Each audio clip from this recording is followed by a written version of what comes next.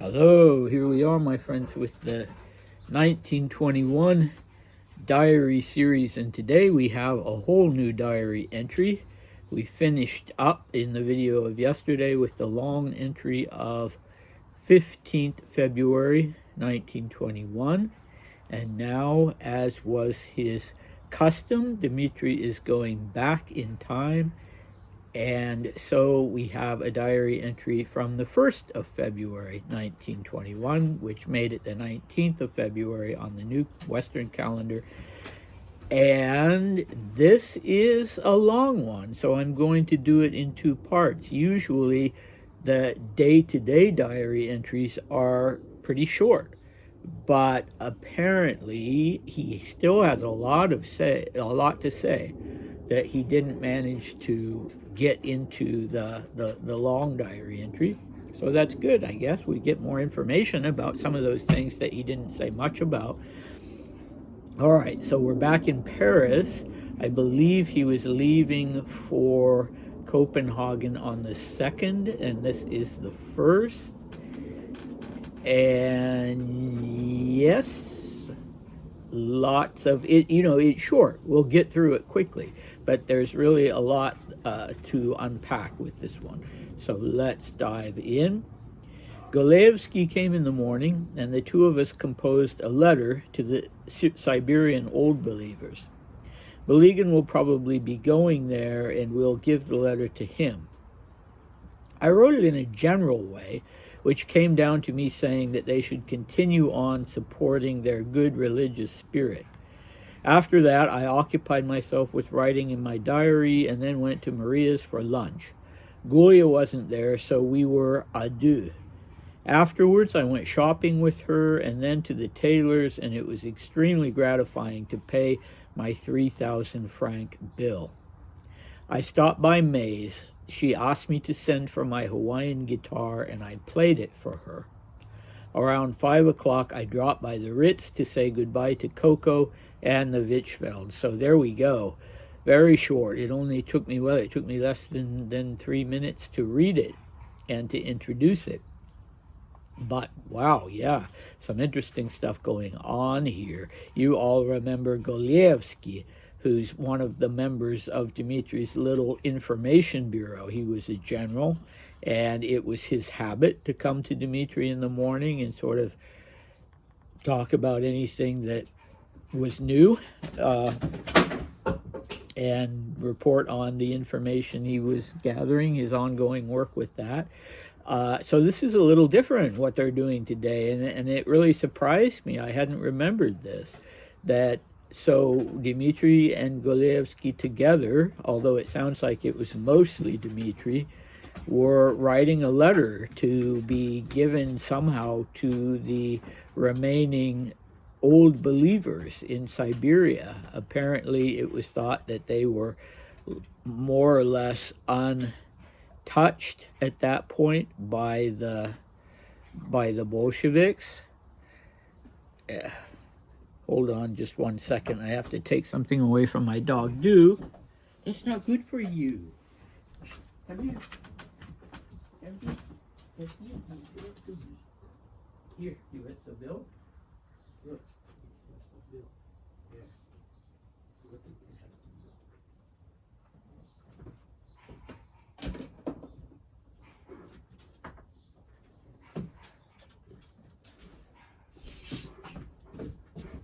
Oh yeah, sorry about that. He got a stick that with stain on it for staining the deck out here.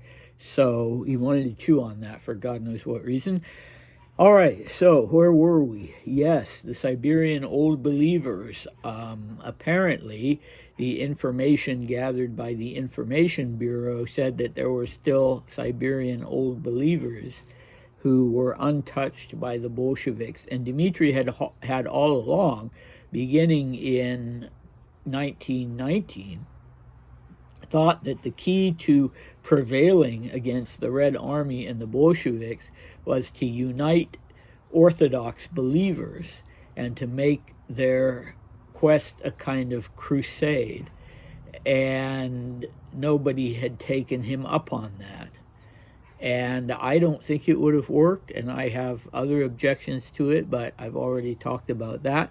At any rate, this was sort of a last-ditch effort then to go to the Siberian Old Believers. So what are Old Believers? Well, that goes back to a schism in the 17th century when Tsar Alexei Mikhailovich, only the second Romanov Tsar in Old Muscovy, he decided that Orthodox Church practice in Russia needed to be brought into line with Greek Orthodox Church practice because apparently it had drifted quite a bit. And he certainly didn't want to see the two churches drift apart completely and just become separate faiths. And so he insisted that these changes be made. And one of them, I mean, some were superficial. One of them, for instance, was the way you crossed yourself. So this is the hand position typically used when an Orthodox believer crosses himself or herself. But how were they doing it? They were doing it with two fingers or like this or something like that. And instead of people being willing to meet each other halfway on both sides, they both sides dug in their heels. And so the Old Believers were the Orthodox Christians at that time who said, no, we are not going to adhere to this new these changes in the church. And they were even willing to die, to put themselves, to gather their little communities in a big barn, for instance, and set it on fire. And that's a tough one. I mean, it was the right thing to do, in my opinion, to keep the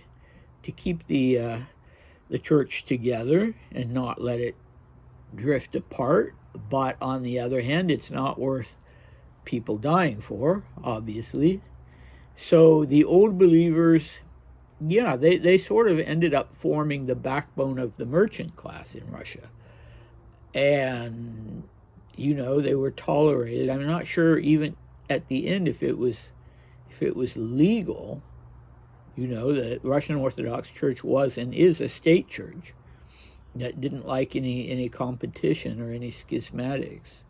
And I remember once I used to manage a little Greek Orthodox shop that sold books and icons. And a mother and son came in, a mother and an adult son on one occasion. And I guess they just came in for a spat because we have Old Believers in Washington and Oregon, and they live out in rural areas. And they'd come into town, into Portland, and they asked me to show them how I cross myself. And when I did, they said, well, you just summoned Satan, although happily Satan didn't actually make an appearance there in the little shop. And then, looking over the goods, they said, well, gold crosses are not allowed because they're vainglorious, and silver crosses are not allowed because Judas was paid 30 pieces of silver. And so you get the drift. It's very rigid. It's a very rigid sort of fundamentalist belief system. But anyway, Dmitri had decided to appeal to them, and his handwriting is just horrible. It's about as bad as I've seen it in this part of the diary, and hopefully it will get better soon. But I can't really, I'm having trouble getting every single word. And so I've sort of elided this when he says that he told them in the letter that they should continue on supporting their good religious spirit. That seems to be the gist, but there were a couple of words thrown into the mix that I couldn't get. And so you're just going to have to take it as it is. And, at some point that will be corrected, obviously, before before the diaries are published. But for the moment, for sure we can say that it was an appeal to the old believers in Siberia to keep the faith, and stand against the Bolsheviks. So easier said than done. I know a lot of them immigrated. A lot of them, in fact, also went to rural parts of Canada.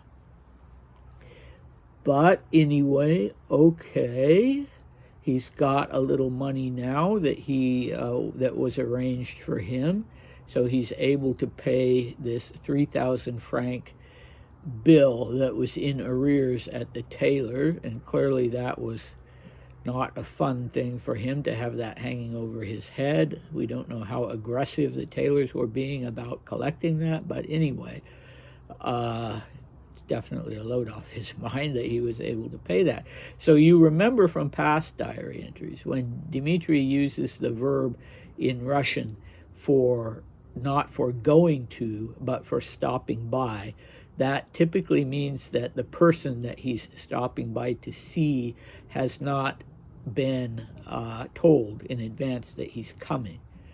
So he's just stopping by in the hope that they're home and that they can receive him. So he stops by May's, and she wants to hear him playing his ukulele, so he sends for it. Apparently somebody went off to the apartment and got it and brought it back to May's. Hopefully they didn't live too far apart, and he played his ukulele for her.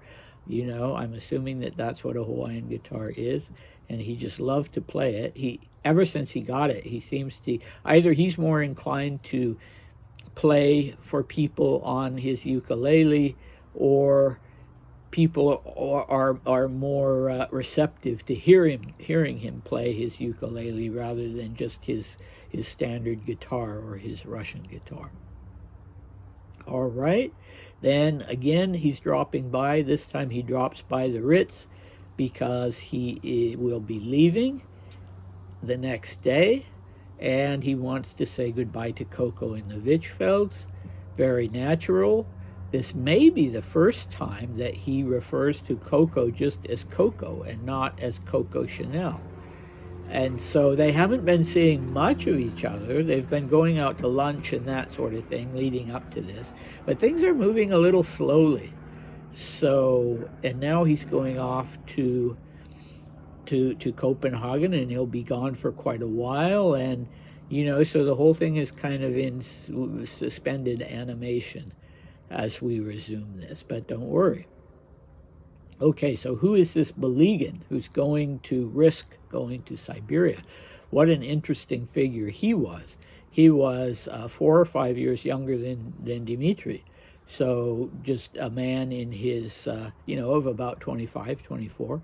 And he'd already packed a lot in to his life. He'd fought with the volunteer army.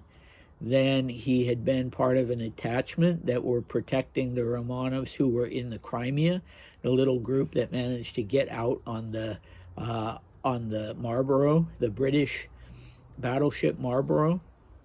And so he obviously met the Dowager Empress there and other members of the family. And he was part of a group that went to the Urals to try and rescue Nicholas and Alexandra, but that was, of course, unsuccessful. Then he went to England at the behest of the Dowager Empress to talk to Queen Alexandra, to relay things to Queen Alexandra. And I'm told it was specifically to ask Queen Alexandra to set the wheels in motion to try and find Nicholas and Alexandra in Russia, because, of course, Maria Fyodorovna would never acknowledge that they were killed. And then he went back to Russia and joined Kolchak's troops, and then he joined Sokolov, who did the actual investigation. Well, that's what I've heard about him. It sounds like a bit too much to me for this young man to have packed in, but who knows? It was a wild time. anyway, he was the one who was heading to Siberia, and Dmitri hoped would be taking this letter to hand over to God knows who. You know, somebody identifying themselves as the head of the old believers, I guess. So what are we going to have next time? Well, I cut this diary entry in two because the second half of it, where Dmitri talks about how he spends his evening, is pretty significant. And as long as this section that I just read. And so I don't want to push those interesting topics together with the whole thing with the old believers and then this dinner that Dmitri ends up having that evening. So, yeah, come back for that. I'll see you next time.